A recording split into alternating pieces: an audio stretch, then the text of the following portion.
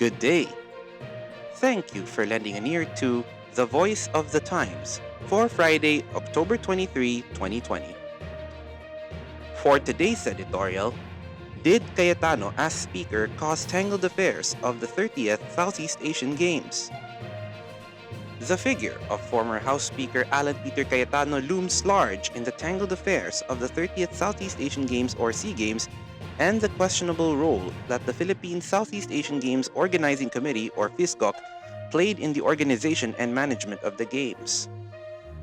Cayetano's clout as Speaker is evidently the reason why he was able to install himself as head of the organizing committee for the Games. Emboldened by the high position, Cayetano proceeded to organize a private corporation and foundation called the Phisgoc Foundation Inc, which would take charge of marketing, management, and other activities involving the SEA Games. He assumed the role of board chairman of Phisgoc. The true organizing body of the SEA Games, an Olympic-rated event, is the Philippine Olympic Committee or the POC, which holds the franchise to the event in the country.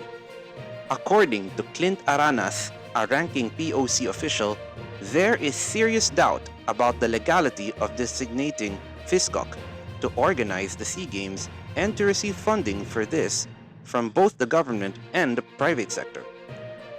Aranas, a taxation lawyer and former president of the Government Service Insurance System or the GSIS, says Phisgoc is a private institution and was illegally organized and has been receiving funding in the name of the POC. Aranas also said that President Duterte frowned on the formation of Phisgoc.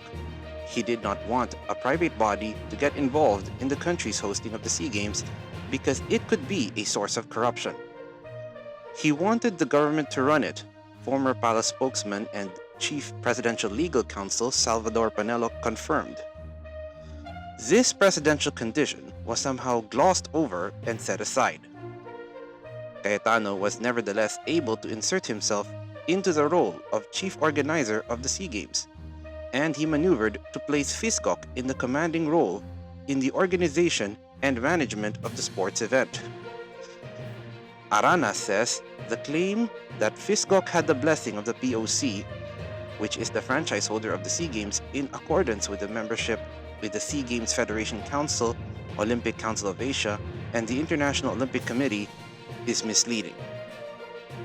They misled a lot of people, including the president, he said.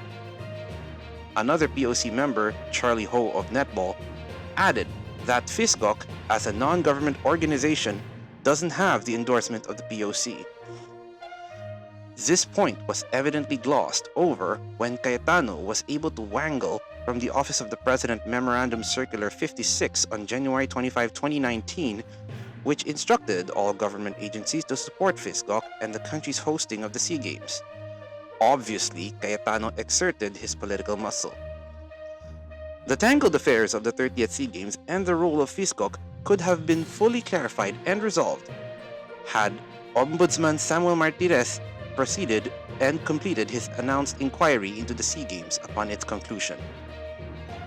For some reason, however, the Ombudsman and his 7-man investigation panel did not complete their probe. No report was filed. Hence, it is pertinent to ask whether Cayetano, as House Speaker, dissuaded the Ombudsman from proceeding with his investigation. If so, this is doubly unfortunate. Republic Act 6713, an act establishing a code of conduct and ethical standards for public officials and employees, says that public officials shall not, directly or indirectly, have any financial or material interest in any transaction with the government or his office. It is therefore timely to ask the Ombudsman whether then Speaker Cayetano's acts as Phisgoc chairman, which included negotiating contracts with various government agencies and handling of the finances of the 30th SEA Games, violated the code's ethical standards. And that's the editorial for Friday, October 23, 2020. For more news and information, get a copy of the Manila Times on print, subscribe to our digital edition, or log on to www.manilatimes.net.